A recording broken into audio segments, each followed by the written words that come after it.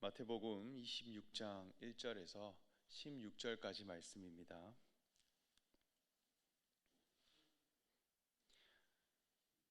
다 찾으신 줄로 알고 저와 여러분 함께 교독하시겠습니다. 예수께서 이 말씀을 다 마치시고 제자들에게 이르시되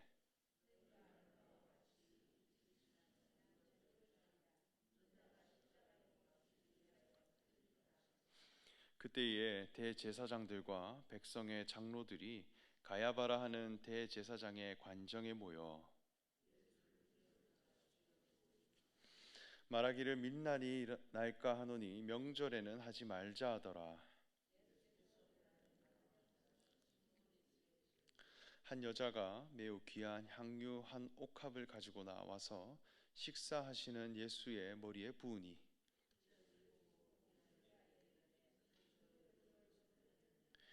이것을 비싼 값에 팔아 가난한 자들에게 줄 수 있었겠도다 하거늘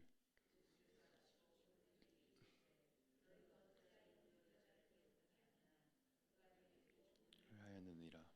가난한 자들은 항상 너희와 함께 있거니와 나는 항상 함께 있지 아니하리라. 이 여자가 내 몸에 장례를 위하여 내가 진실로 너희에게 이르노니 온 천하에 어디서든지 이 복음이 전파되는 곳에서는 이 여자가 행한 일도 말하여 그를 기억하리라 하시니라. 그때 12 중에 하나님께 믿어라.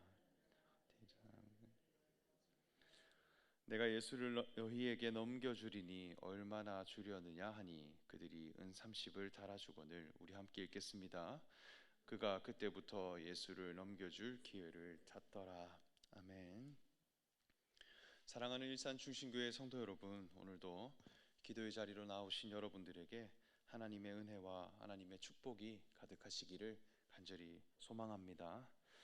예수님께서는 자신이 십자가로 가셔서 행해야 할 미션과 사명을 알고 계셨고 그것을 지속적으로 제자들에게 설명하셨고 그리고 말씀해 주셨습니다. 6월절에 인자가 십자가에 못 박히기 위하여 팔릴 것도 말씀하셨습니다. 대제사장들과 백성의 장로들은 예수님을 죽이려고 의논하였고 그 때를 기다리고 있었습니다. 그리고 오늘 우리가 읽은 본문 말씀은 향유 옥합을 깨뜨린 여인의 말씀이 진행됩니다. 우리가 너무나도 잘 알고 있는 그런 부분인데요. 먼저 이 사건이 일어난 배경을 살펴보면 참 특이하다는 것을 알 수 있습니다. 이 사건이 일어난 배경은 어디인가 할 때 베다니 나병 환자 시몬의 집이라 말씀합니다. 예수님은 베다니로 가셨고 나병 환자와 함께 식사를 하고 계셨습니다. 이 베다니라고 하는 말은 이 원어상으로 의미를 보면 슬픔의 집이라는 의미를 가지고 있습니다. 그 슬픔의 집 안에 누가 있었느냐 할 때 나병 환자 시몬이 있었다는 것입니다. 참 묘한 표현입니다. 그러니까 동네 이름은 슬픔과 괴로움이 가득한 곳인데 그 안에 나병 환자라는 내용이 있더라는 것입니다. 이 나병이라고 하는 것은 성경과 하나님의 율법에서 참 많이 다루고 있는 질병인데 나병에 걸린 자는 부정하다 여김을 받았으며 제사장을 통해 회복과 정결함을 입도록 성경은 말씀합니다.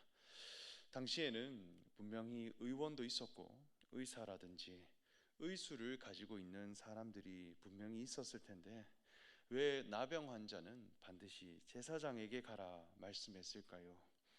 그것은 나병이 가지고 있는 특징과 하나님이 보시는 이 죄의 특징이 아주 유사하기 때문입니다.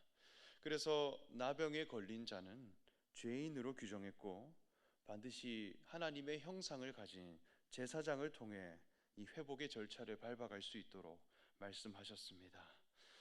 이 나병에 걸리게 되면 먼저는 사람 자신의 그 얼굴을 잃어버립니다. 그래서 얼굴과 신체가 썩어 문드러져 그 사람 본연의 얼굴과 모습을 잃어버리게 됩니다. 그리고 자기 자신의 얼굴이 훼손되며 형상이 일그러지기에 자기 자신의 본 모습을 상실하게 됩니다. 그리고 감각이 둔하여져서 신체가 떨어져 나간다든지 형상이 일그러짐에도 전혀 인지하지를 못하고 그 아픔을 느끼지 못하고 그리고 무감각해지는 특징이 있습니다. 그래서 나병에 걸리게 되면 하나님께서 우리를 지으시고 그리고 나에게 주신 나다움 그것을 잃어버리고 그리고 나의 얼굴이 일그러지는데도 전혀 인지를 하지 못하게 되더라는 것입니다. 이것은 하나님 앞에 죄를 범한 사람의 모습과 굉장히 일치하더라는 것이죠. 우리는 본래 하나님의 형상대로 지음받았다 합니다. 하나님의 형상대로 지음받았다는 것은 하나님의 모습을 표현할 자라 할 수 있겠습니다. 우리에게서 하나님의 얼굴이 드러나게끔 지었고 하나님의 성품을 표현하고 하나님의 대행자로 살아갈 자로 우리는 지음받았는데 내가 나의 주인이 되므로 하나님께서 주신 형상을 잃어버리게 되었다는 것입니다. 하나님께 지음받은 정체성이 훼손되고 그로 인해 우리는 하나님을 표현할 수가 없고 하나님의 형상이 나에게서 일그러진 상태, 하나님께 죄를 범한 모든 인생은 이러한 영적 문둥병자의 모습과도 같습니다. 그렇기에 슬픔의 집이 되더라는 것입니다. 우리 인생이 왜 이렇게 슬프고 괴롭고 억울한 것이 많은가라고 할 때 하나님의 형상이 나에게서 일그러졌기 때문입니다.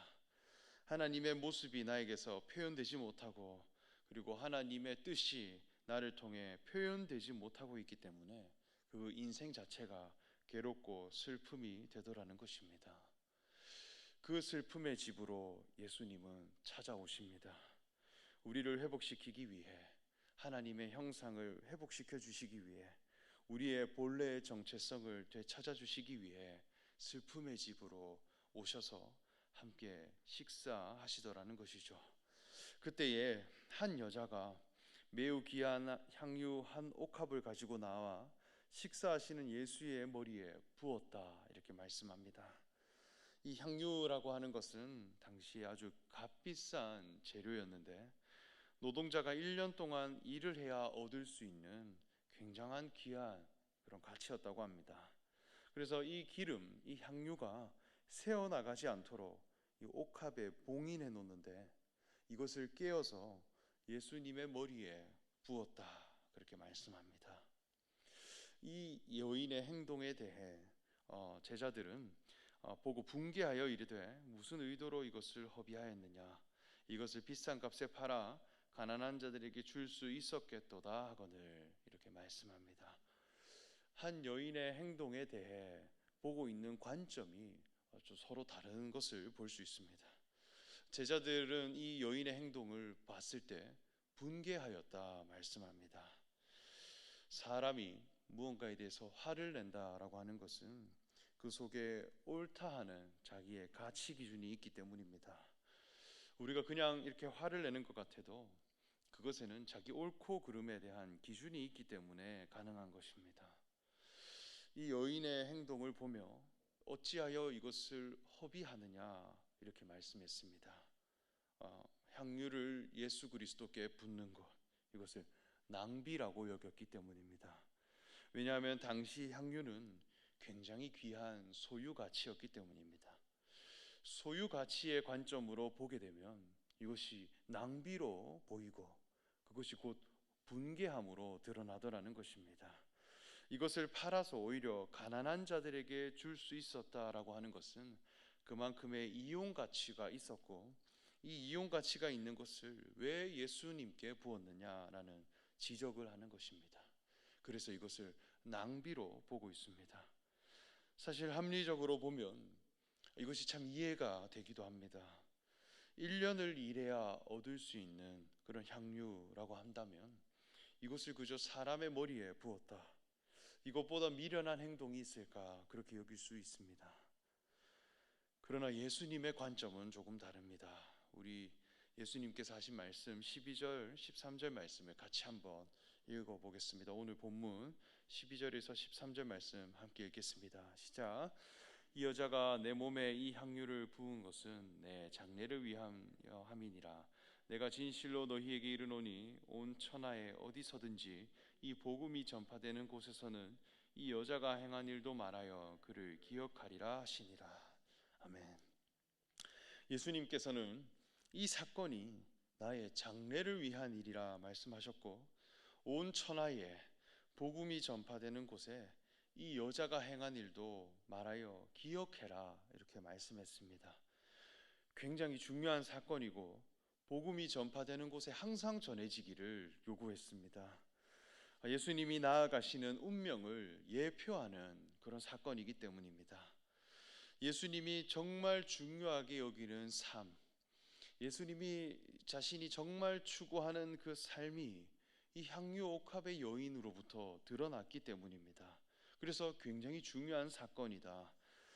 왜 예수님은 이 사건에 대해 가치 부여를 했으며 귀하게 의미 부여를 하시는 것일까? 우리는 집중해 가야 하겠습니다. 우리가 살아가는 인생에는 형식이 있고 내용이 있습니다. 이 여인도 형식과 내용을 함께 가지고 있었습니다.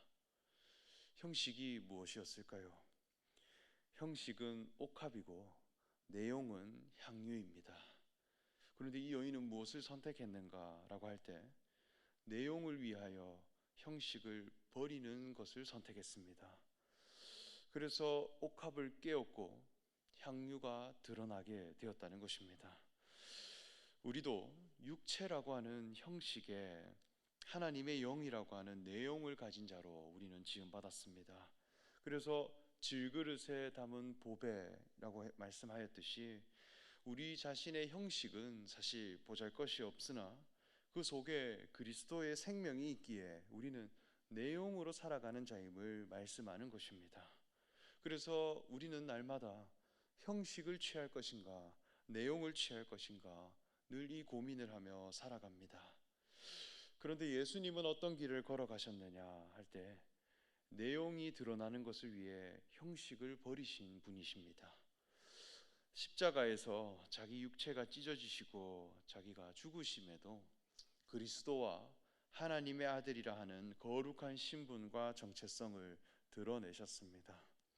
십자가에 매달리신 예수님께서 그리스도 되신다, 이것을 믿는 자들은 하나님의 자녀로 거듭난다 하셨습니다.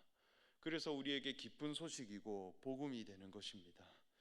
그러니까 자신의 형식을 다 버리고 내용을 드러내신 그 예수님을 통해 나도 구원받고 나도 하나님의 자녀로 거듭나게 되더라는 것입니다. 그래서 예수님은 처음부터 이 미션을 위해 사신 분입니다. 마태복음 5장 13절의 말씀을 보면 예수님께서 제자들에게 말씀하시기를 너희는 세상의 소금이니 만일 소금이 그 맛을 잃으면 무엇으로 짜게 하리요? 후에는 아무 쓸데없어 다만 밖에 버려져 사람들에게 밟힐 뿐이니라 이렇게 말씀했습니다. 소금이라 했어요. 이 소금에도 형식과 내용이 있습니다.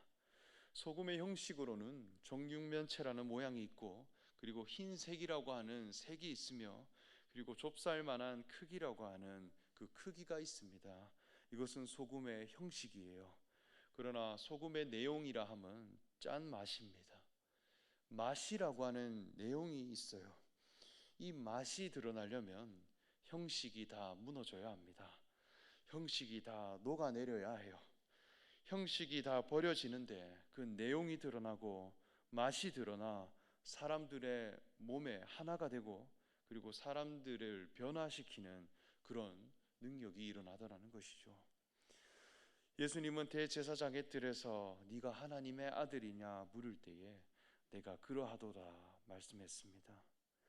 빌라도의 뜰에서 네가 유대인의 왕이냐 물으셨을 때 네가 말하였도다 대답했습니다. 이 답변을 하면 예수님은 죽을 줄 알면서도 자신이 하나님의 아들됨과 그리고 유대인의 왕이라고 하는 그 신분을 드러내셨다는 것입니다. 이것을 표출하고 이것을 드러내기 위해 죽임을 당하셨습니다. 왜 죽을 줄 알면서 그 질문에 답변을 하셨는가? 이것은 맛이 드러내기 위해 소금이 녹아진 사건과 같습니다. 향유가 다 날아갈 줄 알면서도 옥합을 깨뜨린 사건과 같습니다. 그러니까 예수님의 장래를 그대로 드러내는 사건이라는 것입니다. 그래서 이 향유 옥합을 소유 가치로 보는 사람에게는 이 사건이 낭비로 보여지지만 이것은 예수님이 이 땅에 오신 목적을 보여주는 사건입니다. 하나님이 사람에게 매겨놓으신 그리스도와 하나님의 자녀라는 내용을 드러내기 위해 자기 형식을 깨뜨리셨기 때문입니다. 그저 형식 자체를 소중하게 여기는 사람이었다면 절대 옥합이 아까워서 깨뜨리지 못했을 것입니다. 오히려 찻장에 넣고 보관만 했을 것입니다. 그러나 이 여인은 과감하게 내용이 드러나는 것을 위해 형식을 깨뜨려 예수님의 머리에 부었습니다. 가장 가치로운 곳에 드렸다는 것입니다. 그때에 그 향기가 진동하였습니다. 향기라고 하는 것은 영향력입니다. 기름 부음의 향기는 온 집안에 퍼지고 사람들의 마음을 변화시킵니다. 이 영향력은 막을 수가 없고 통제할 수가 없어요. 이것이 내용을 위해 살아가는 사람의 모습입니다. 오늘날 우리는 어떤 삶을 선택하고 어떤 삶을 위해 살아갑니까? 예수님은 오늘도 베단이라고 하는 슬픔의 집으로 찾아오십니다. 예수님이 문둥병자의 집으로 찾아오셨듯 죄로 가득한 우리에게 찾아오셔서 함께 식사하고 교제하시기를 원하는데 그 삶 속에 우리는 어떤 것을 선택할 것인가? 형식을 위해 살아갈 것인가? 내용을 위해 살아갈 것인가? 이것을 도전하시는 저와 여러분 되기를 소망합니다. 이 사순절 기간에 나의 육체를 위해 살고 나의 형식을 위해 살고 나의 형식을 꾸미기 위해 살아가는 것이 아니라 하나님이 우리를 지으실 때 매겨놓은 그리스도라고 하는 귀한 향유가 우리로부터 드러나고 그것을 예수님의 머리에 부어드릴 수 있는 귀한 성도님들 되시기를 소망하며 말씀 전합니다. 우리 함께 기도하겠습니다. 하나님 감사합니다. 이 새벽에 우리를 불러주시고 하나님의 말씀을 일러주시며 예수 그리스도의 거룩한 말씀이 우리 귀에 들리게 하심에 참으로 감사드립니다. 베다니의 집으로 찾아오셔서 문둥병자와 함께 동행하시는 그 예수님의 모습을 우리가 날마다 본받기 원합니다. 우리 속에 예수님 찾아오셔서 우리와 함께 하실 때 우리가 향유 옥합을 깨운 그 여인과 같은 그런 귀한 도전과 그리고 귀한 선택을 우리가 날마다 할 수 있는 그런 지혜로운 성도 되기를 원합니다. 하나님 우리를 통하여서 마음을 주장하시고 형식을 위해 내용을 위해 형식을 얼마든지 깨트릴 수 있는 그런 그리스도의 길을 걸어가는 모든 성도들 되게 하여 주시옵소서. 감사드리며 예수님의 이름으로 기도합니다. 아멘.